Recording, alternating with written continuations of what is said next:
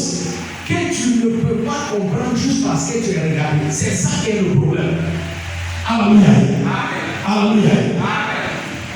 Apôtre Paul, à l'inspiration de Saint-Esprit, dit, il y a une grâce qui m'a été accordée, parce que cette grâce n'est pas donnée à tout le monde. Ça veut dire que la compréhension de la richesse de Christ est une grâce. Quelqu'un dit la grâce. Quelqu'un dit la grâce. Donc il dit, j'annonce ça aux païens pour qu'ils puissent comprendre qu'il y a une richesse incompréhensible en Christ. Tu ne peux pas comprendre ça en allant à l'école. Alléluia. Le fait que tu as master en business, en gestion commerciale ou bien en sciences économiques ne peut pas te permettre de comprendre ça. Est-ce qu'il y a quelqu'un qui me comprend? Le fait que tu es intelligent n'est pas suffisant pour toi de comprendre ça. Tu ne peux pas comprendre ça par l'intelligence humaine. Tu ne peux pas comprendre ça parce que tu es brillant à l'école. Alléluia. Il y a une richesse incompréhensible qui est en Christ. Est-ce qu'il y a quelqu'un qui est avec moi ce matin? Amen. Alléluia.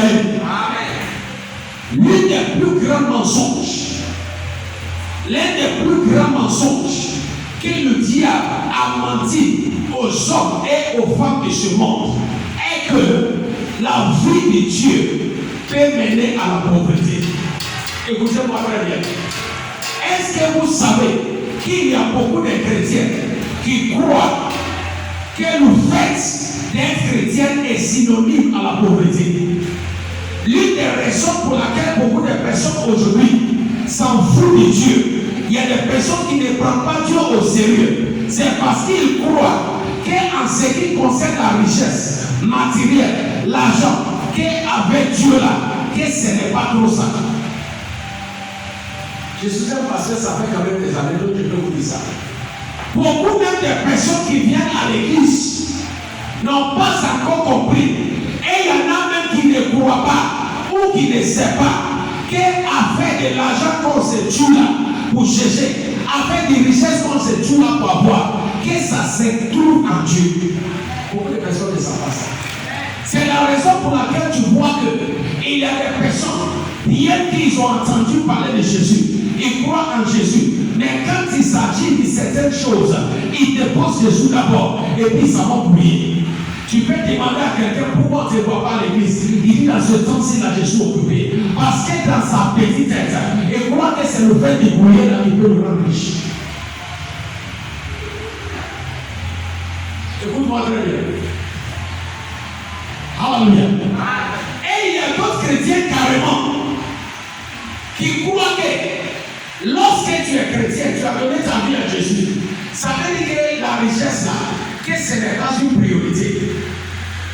Ça encore c'est un autre mensonge diabolique. Il y a des personnes qui disent non, ce qui est important c'est d'aller au ciel. Sinon sous cette terre là, ça c'est un mensonge. Je dis c'est quoi? Quelqu'un dit c'est un gros mensonge.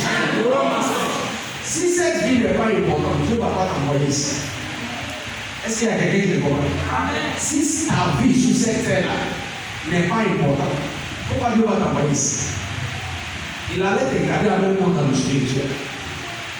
C'est comme un enfant qui se trouve au primaire. Et puis il dit que l'école primaire n'a pas d'importance. Et c'est ma carrière qui est importante. Tu es malade. Si tu n'as pas passé CEP là, comment tu vas faire arriver pour passer ma carrière? Si dans cette vie-là, tu as échoué, quelle est la garantie que tu vas avoir grâce à la vie au-delà? Donc il y a des chrétiens qui le diable a mis dans les têtes. Et puis il y a un autre qui prêche ça. Non, vous laissez des choses de ce monde-là. La richesse là n'est pas importante. C'est d'aller au ciel, tu es malade. Et puis il pense que c'est la volonté de Dieu. Est-ce que tu lis la Bible? Regarde, il y a 4 dons de grâce que Dieu a donné à ses enfants. Parmi ces 4 grâces-là, la richesse fait partie des priorités. Dans Deutéronome chapitre 28, le verset 3, il dit si tu obéis à la voix de l'Éternel ton Dieu, voici les bénédictions qui reposera sur toi. Dans verset 4, Deutéronome chapitre 28, verset 4, il dit quoi? Il dit que tu seras béni dans la cité et hors de la cité. Quelqu'un dit des bénédictions. Quelqu'un dit quoi? Des bénédictions. Mais il a parlé de bénédiction. Il n'a pas parlé de richesse. Tu es sûr? Dans Jérémie chapitre 29, verset 11, Dieu dit, je connais les projets que j'ai formés pour vous, les projets du bonheur et non de malheur, afin de vous donner quoi? L'espérance. Ce n'est pas la volonté de Dieu